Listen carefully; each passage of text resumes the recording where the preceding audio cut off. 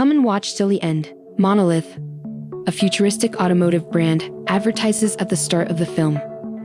The ad's presenter claims the automobile is the world's greatest and has several safety features. He adds the automobile is current and has several safety measures, such as unbreakable glass, powerful tires, a sturdy body, and more, to safeguard passengers from theft and harm. An AI-enabled smartphone app controls all automobile functions from inside. Lilith, a virtual assistant, simplifies the car's interface. Next, a mom drives her youngster to his grandmother's home in an AI automobile.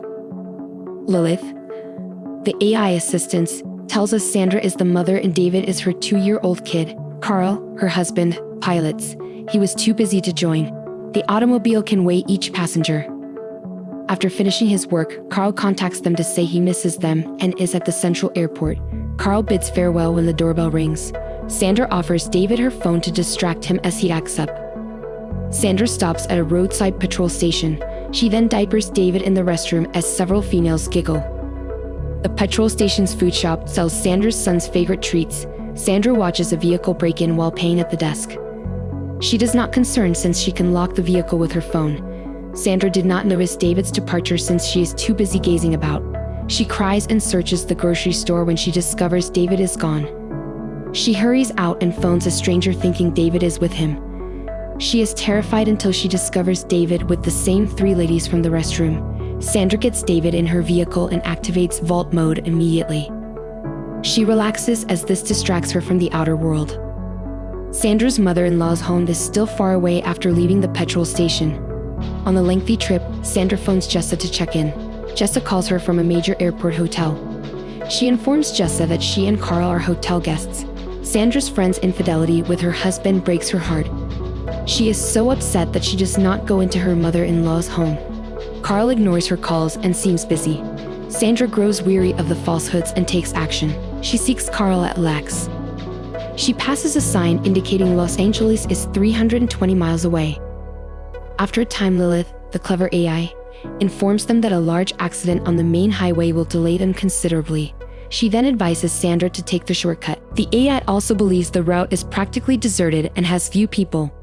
Sandra immediately turns around because she wants to chat to her spouse. After dark, Sandra has problems driving. She struggles to see the road ahead as the fog thickens. She passes no people or autos. She discovers power in the wilderness. She glances around and drives off. Due to its emptiness, only wild creatures reside there.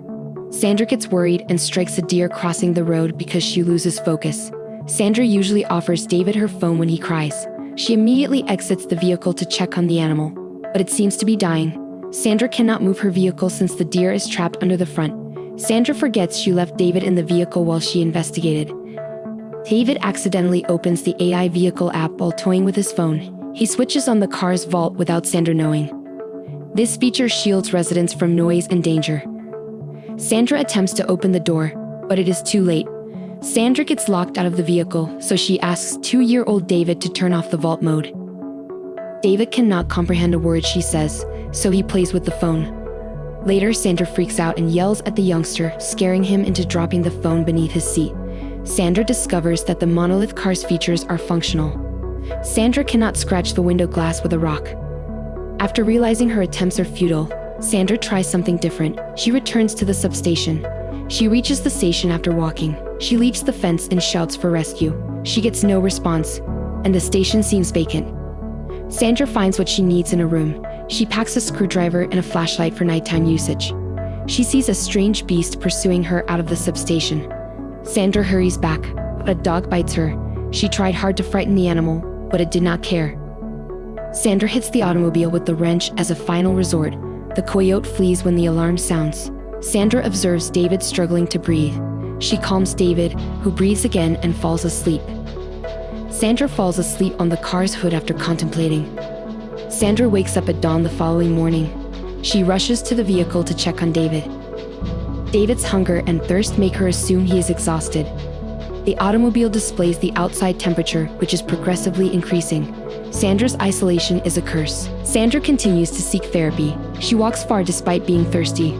She realizes leaving David in the heated vehicle is perilous but must phone for rescue. She is glad to discover a river to drink and wash. After resting, she climbs tough hills.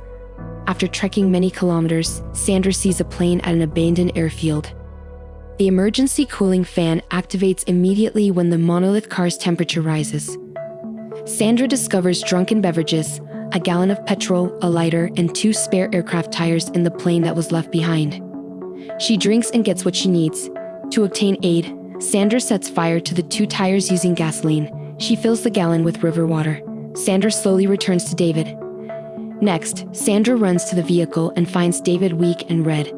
David ignores her. The emergency fans stopped operating when the car's temperature rose. After seeing her son's behavior, Sandra climbs the roof. She pours river water over him, but nothing works. She hits the vehicle glass again with the wrench, afraid her kid would perish in the high-tech automobile. But this wastes her time. Later, Sandra attempts to set a fire outside the vehicle so the sensors would notice smoke and unlock the windows, but nothing occurs. To keep smoke out, emergency cooling fans cease functioning. Sandra falls asleep and envisions herself and Carl returning to the accident scene a year later. She realizes her mistake, but still blames Carl for David's death. A noise awakens her up, revealing it was all a dream. The fox from last night appears again. Sandra climbs on top of the vehicle to escape. She cannot remain in the heated automobile. She slips beneath the automobile. Seeking biting her leg, Sandra realizes the coyote is seeking the deer. After the coyote drags the deer, the automobile rolls rearward. The buck stalled the automobile. Sandra jumps out from beneath the vehicle and attempts to stop it from moving rearward. She did her best, but the automobile continued rolling backwards and was falling. A little pebble stops the automobile. Sandra recalls the gas station cartoon as she stares down from the ledge. That cartoon discovered the gem after breaking into the safe. She considers pushing the vehicle down to unlock the doors. Sandra understands her intentions may have consequences, but she has little alternative, so she follows through. She breaks the rock blocking the tire with the tool. After removing the boulder, Sandra intentionally pushes the vehicle over the cliff with David inside. As soon as the automobile is launched into the air, its AI recognizes that it is falling from a high point. The car's components modify their balance and steady gravity to fall on its wheels without injuring David.